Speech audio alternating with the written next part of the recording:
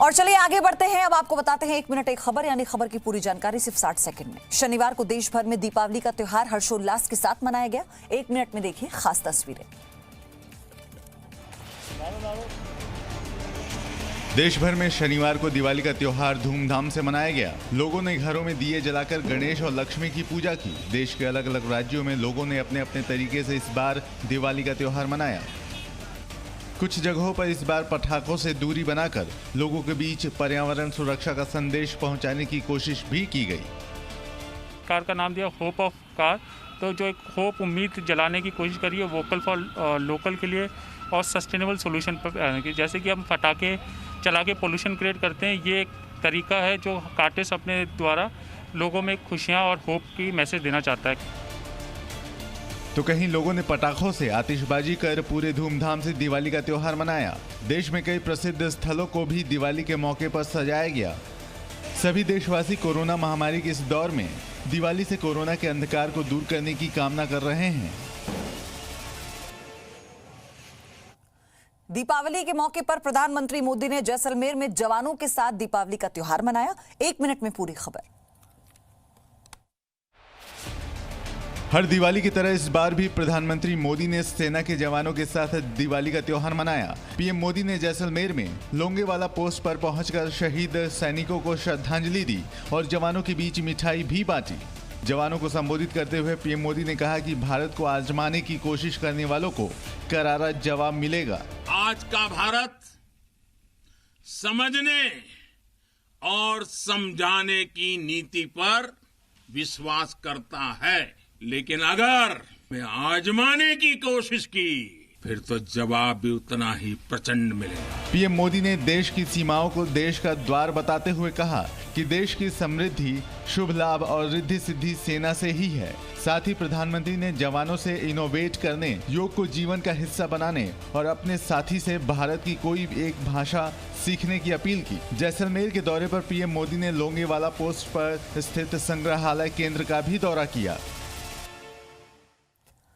देश के अलग अलग हिस्सों में कई बड़े नेताओं ने भी अपने अपने तरीके से दीपावली का त्योहार मनाया। 1 मिनट में तस्वीरें देखिए।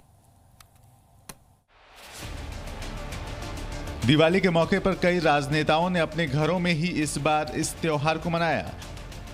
कोरोना काल के कारण सभी नेताओं ने इस दिवाली परिवार के साथ रहकर ही पूजा अर्चना की। हाल ही में विधानसभा चुनावों में जीत के साथ वापसी करने वाले बिहार के सीएम नीतीश कुमार ने दिवाली का त्योहार बड़ी सादगी से मनाया।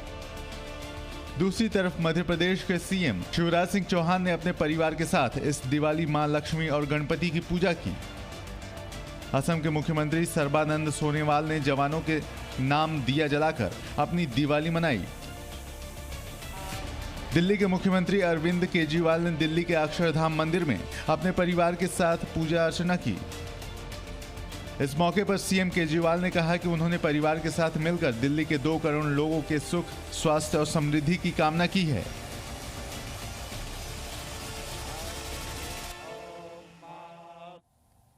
इथियोपिया में चल रहे खूनी संघर्ष पर अब संयुक्त राष्ट्र ने संज्ञान लेते हुए चिंता जताई है। 1 मिनट में पूरी खबर देखिए।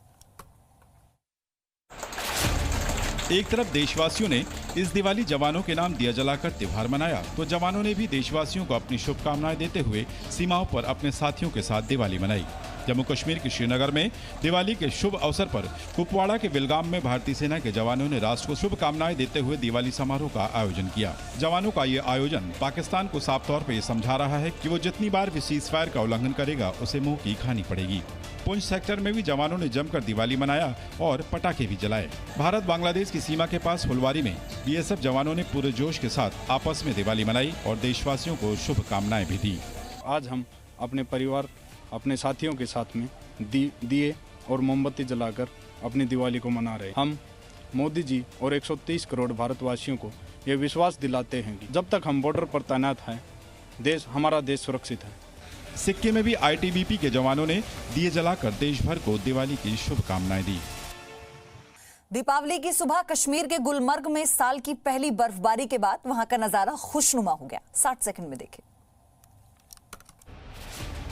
बर्फ की सफेद चादर में लिपटी सड़क और पहाड़ियां दरअसल कश्मीर के गुलमर्ग की हैं, जहां इस साल की पहली बर्फबारी हुई है। बर्फबारी के इस नज़ारे को देखने पहुंचे सैलानियों ने भी इसका खूब आनंद उठाया। कश्मीर का ये खूबसूरती देखते हुए काफ़ी अच्छा लग रहा है।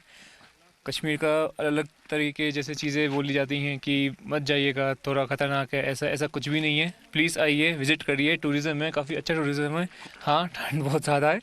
कुछ लोग सोचते हैं बर्फ़ के लिए हम बाहर जाएं, तो इट्स बेटर कि आप बाहर जाने के बजाय अपने भारत की आप खूबसूरती देखिए यहाँ पे। कोविड के कारण इस साल पर्यावरण व्यापार को काफी नुकसान पहुंचा है।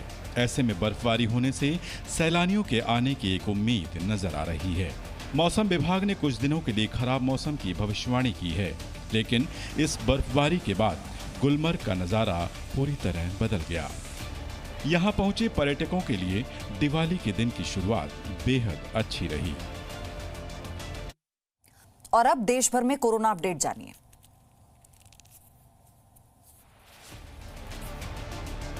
भारत में कोरोना के मामलों की संख्या 87 लाख से ज्यादा हो चुकी है। शुक्रवार को आए आंकड़ों के मुताबिक देश में शुक्रवार को 44,684 नए मामले सामने आए हैं। शुक्रवार को 9,29,000 लोगों का कोरोना टेस्ट किया गया, जिसके बाद कोरोना संक्रमितों की कुल संख्या 87,73,479 हो गई है। इस बीच 520 लोगों ने कोरोना के कारण अपनी जान गंवा दी। भारत में कोरोना से मरने वालों की संख्या 1,29,188 पहुंच चुकी है। फिलहाल देश में एक्टिव केसेस की गिनती 4,80,719 है। शुक्रवार को ही 47,992 लोग इस बीमारी से ठीक होकर घर गए। देश में अब तक 81 लाख से ज्यादा लोग इस बीमारी से ठीक हो चुके हैं। ICMR के मुताबिक देश में अब तक 12 करोड़ 40 लाख से ज्यादा टेस्ट किए जा चुके हैं। शुक्रवार को ही हैदराबाद एयरपोर्ट पर रशियन वैक्सीन स्पुतनिक V लाई गई, जिसके बाद वैक्सीन जल्द उपलब्ध होने की उम्मीद जताई जा रही है। Presenting B News app, available on Google Play and App Store. Download it now.